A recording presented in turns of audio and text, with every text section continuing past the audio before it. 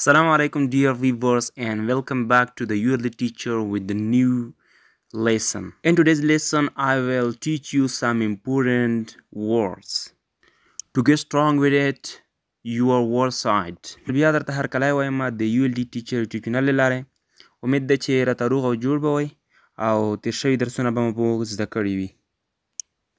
ملګرو په ننني درس کې یو ځل بیا راځو یو څو مهم لغتونه زده کوو او تاسو خوږو ملګرو په غور سره د هغې تلفظ او د هغې سپیل ته فکر کوئ.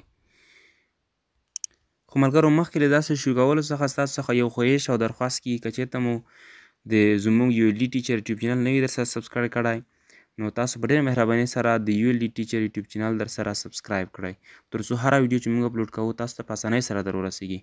مننه دوستانو. راځو په درس باندې پیل کوو.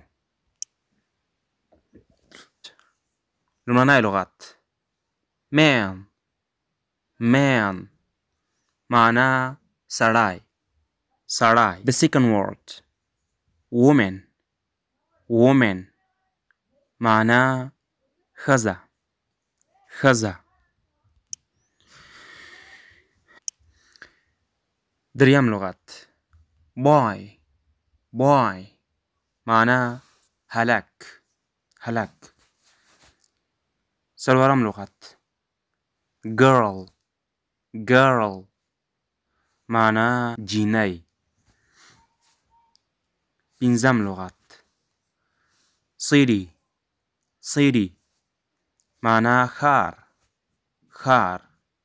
شپږم لغت tall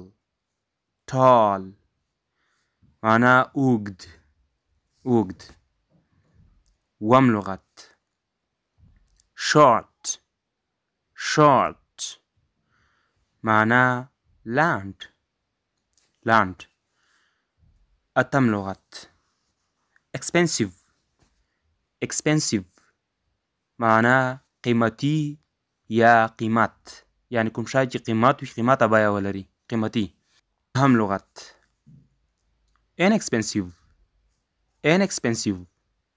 ارزان بیه.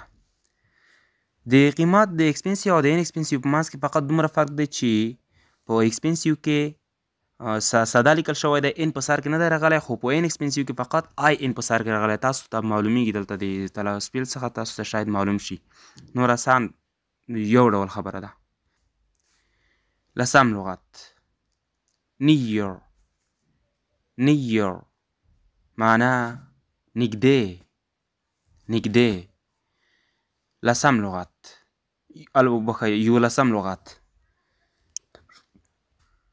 far معنی لرې. تونه بس دي ډېر به یې نه اوږدوو بیا شاید سم یې زده نه کړئ. خوږو ملګرو د لغتونو د یادولو ښه طریقه دا ډول ده چې تاسو هر یو لغت راواخلئ او په کتابچه کې یې لیکئ او له هماغه ځایه تلفظ کوئ او لولئ یې چې څو ځله دغه تلفظ کوئ تاسو دومره لیکئ تر څو هغه د لغت کومه نقشه چې ده هغه ستاسو په ذهن او په زړه کې ثبت شي بیا به انشاءالله بیخي در څخه هیر نه شي. او بله طریقه دغه ده چې تاسو د هر یو لغت راواخلئ او په جملو کې استعمال کړئ. خو خیر که تاسو جملې نه دي زده نو انشاءالله جملې به موږ او تاسو مخکې وایو جملې به نورې زیاتې وایو کار به ورباندې کوو خو دومره کار وکړئ چې د هر لغت تاسو په خپلو کتابچو کې لیکئ او بیا یې زده کوئ چې دا یې ډېره یوه ښه طریقه ده.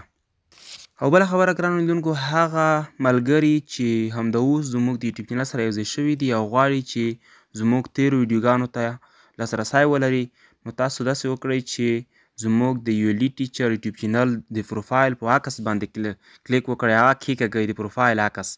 له هغې وروسته به تاسو ته زموږ د یوټیوب چینل هغه دننه برخه راښکاره شي چې هوم پیج ورته وایي.